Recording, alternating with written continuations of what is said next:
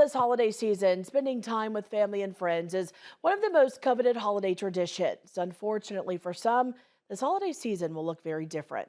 KTV's Katie Koppel introduces us to one family who won't be home for the holidays. Sitting on top of a space heater among the walls bare to their studs sits a tiny Christmas tree. The only holiday decoration left in the home where Sergio Ochoa and Martha Zepeda raised a family and celebrated every holiday with their loved ones. I'm the person that loves to decorate and change for every season, but Christmas always was the biggest thing. The basement of their home on Penrose Drive in McCook Lake was the hub for the holidays. We gathered together and we were 4 families, 5 families sometimes, gathering, with all the kids. And my basement was the only place that we all can fit, and it was the biggest place with decorations and everything. People used to take pictures. Now it sits empty after floodwater washed it all away. The basement, they say, had water to the ceiling and another 18 inches on the main floor. They lost everything that was downstairs. It was devastating to see everything come, covered with feces and rotten, stinky. It was something. They moved to McCook Lake 20 years ago when their kids were little.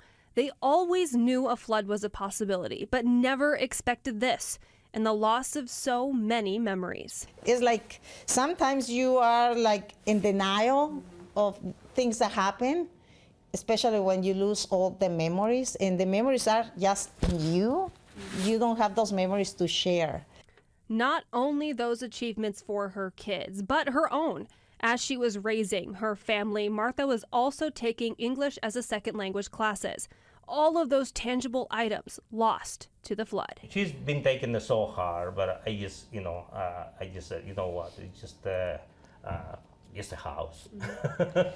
Yeah, just material stuff. I mean, we feel blessed because other families lost everything. At least we still have a roof. We have walls.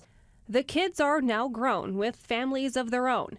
Alongside their dog Audie, the progress is slowly moving forward, much of the work being done together. Sergio and Martha say this flood has actually helped them in a way they never imagined. We're focusing in our relationship.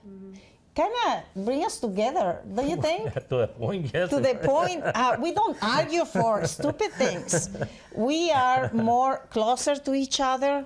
I think he found out more about me, and I found out more about my husband. Not only growing closer together, but finding family and people they didn't know before.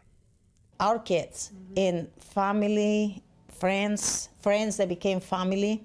When somebody feels the need to come and help, my neighbors are part of my family too. They're being every step on the way here with us, and also strangers, people that we never met in our lives, and they were here.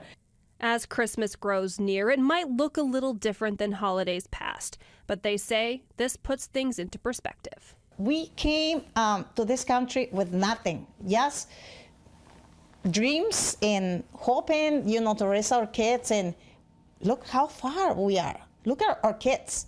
They all have degrees in some areas, and they're doing great.